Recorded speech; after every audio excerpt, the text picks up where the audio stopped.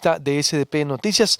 Trae una columna ahí equilibrada que ve pues los diferentes ángulos de lo que está ocurriendo allá en la ciudad, bueno, en Washington. Como usted sabe, el impacto que está ocurriendo en el mundo sobre la situación de Donald Trump, que dice, ¿a qué temen los defensores? Yo entiendo también, ¿le pudiera pasar esto al presidente, por ejemplo, que él ha difundido, dices, por ejemplo, Miguel Ángel Romero, especialista en comunicación política, que el presidente ha difundido ciertamente también información que no corresponde, por ejemplo, en el COVID, y que le pudiera pasar? Es decir, y también cuestionas a los gigantes tecnológicos, y en medio de esto nos encontramos también un debate en donde hay preocupación de una posible censura, aunque hay reglas muy claras que uno acepta al entrar a las redes sociales y a cualquier empresa, ¿eh?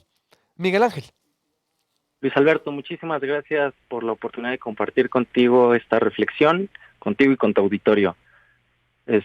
Sí, fíjate que creo que hay que poner en perspectiva lo que pasó en Washington y cómo esto podría aterrizar en México, si lo queremos ver así.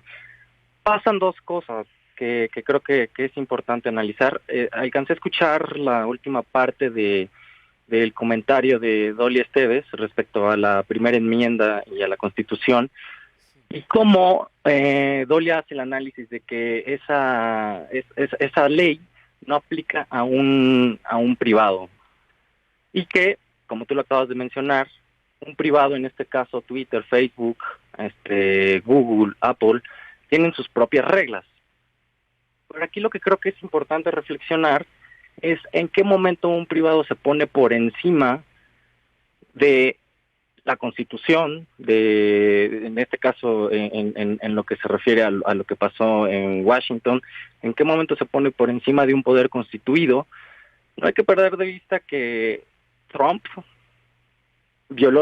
si bien violó las leyes de Twitter, apelando a la violencia, es un presidente en funciones. Entonces, ¿en qué momento un privado, estas grandes empresas tecnológicas, se ponen por encima de un poder constituido como es Donald Trump, todavía con la investidura de presidente en funciones? Creo que esa es una reflexión que debemos de dar. Y, en segundo lugar, cómo estas empresas están afectando el sistema político, social y económico en muchas partes del mundo. ¿Cuánto tiempo tardó Twitter en censurar, en silenciar a un Donald Trump que ha venido apelando a la violencia desde hace mucho tiempo? Esa es una de las preguntas que creo que están en el tintero, que no se han podido resolver. Y cómo es que los privados están por encima de los poderes constituidos. Creo que esa es parte de la reflexión que debemos de estar dando. Porque resulta que bajo la interpretación de un privado que aplican estas leyes y normas que están por encima de la libertad de expresión. Aquí viene el segundo nivel de la reflexión, que es hasta dónde ser tolerante con los intolerantes, ¿no? Uh-huh. No sé tú qué piensas, Luis Alberto. Pues digo, ciertamente también se pudiera y ampliar más el debate. Es decir, hay mucho discurso de odio, de violencia y de sangre, masacre del ISIS, por ejemplo, y muchas páginas más. Yo creo que es el inicio de un debate amplio, porque, pues para mí, mi óptica, tú tienes esa óptica de que ciertamente, a ver, ¿cómo es posible que una empresa esté por encima de un gobierno? Pero uno al entrar a Twitter y Facebook, Instagram, Miguel Ángel, acepta las reglas. Es decir, a nosotros nos han baneado, ¿eh? Nos han bajado videos que a veces son absurdos. Dices tú, oye, nos han dejado 15 días en YouTube por un video que salió una vez por las pipas. Denunciamos la venta de pipas de droga, por ejemplo, y en expendios. Y alguien por ahí, por hacer el daño, es decir, dijo que estábamos promoviendo la violencia o el consumo de drogas, algo así, ¿no? Es decir, y YouTube nos baneó.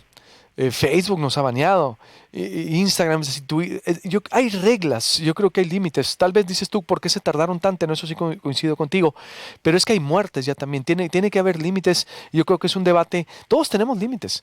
En las empresas, es decir, hay límites, en los gobiernos hay límites, y alguien le tenía que poner un hasta aquí a Donald Trump. Es decir, Pero y a justamente, cualquier político gobierno, es decir, yo creo, digo, para mí tengo una visión que Estados Unidos está funcionando también. Allá funciona la democracia, Miguel Ángel. El Poder Judicial es estoy independiente. totalmente de acuerdo. El Poder Judicial es independiente. Las empresas son fuertes e independientes. El poder está dividido. La capital política es Washington. El centro financiero es Estados Unidos, es Wall Street. La meca del cine está en California, en Los Ángeles. El centro educativo por excelencia, Harvard, está en Boston. En Arizona, es decir, están vaya, el Grand Canyon, todo lo que significa la naturaleza. Es decir, está muy dividido. El centro espacial en la NASA, es decir, está en Houston. Allá es otra concepción de la política. Entonces, yo creo que pues, es mejor, pero es interesante el debate. Pero en fin, conclusión, Miguel Ángel. A ver, te escucho. Me gustaría cerrar concluyendo y no es propiamente una conclusión, sino sobre la reflexión de qué tan positivo es que un privado se ponga por encima de los poderes constituidos, en el sentido de que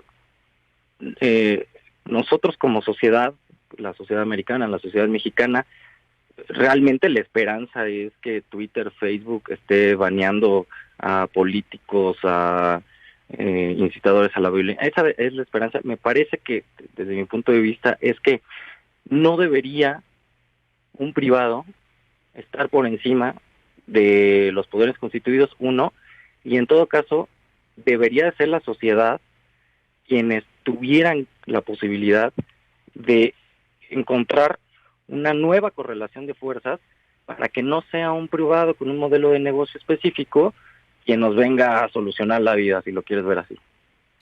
Sin duda. Pues interesante aportación, mi estimado, y estamos en contacto. Muchas gracias. Buenos días. Un abrazo, Luis Alberto. Voy a hacer un corte. ¿Cuáles son las reglas? ¿Cómo funciona esta situación? Por ejemplo, voy a volver con un especialista en la materia, colaborador de Proyecto Puente y alguien que le entiende también muy bien a esta situación, sobre las violaciones en redes sociales por el aún presidente Trump y su salida en redes, Alejandro Félix. Vuelvo con él y para que nos recuerden también a nosotros en dónde estamos parados, ¿no? Y qué pueda pasar. Voy también ahorita con Raúl Trejo, la iniciativa del presidente de controlar, dicen algunos, los órganos autónomos, otros dicen de fortalecerlos. Vaya debates que estamos abiertos de las libertades, ¿eh? A las 8 también voy a hablar todo sobre el Código Rojo, Tamaulipas, el registro del alcalde de Cajeme y su esposa. ¿En serio? ¿Van a emular a la tiranía del PRI, a la tiranía, perdón, a los Terán del PRI? Tiranía le decía David Figueroa, es decir, a los Terán del PRI que tanto se criticó. Por ahí me decía alguien que hay otro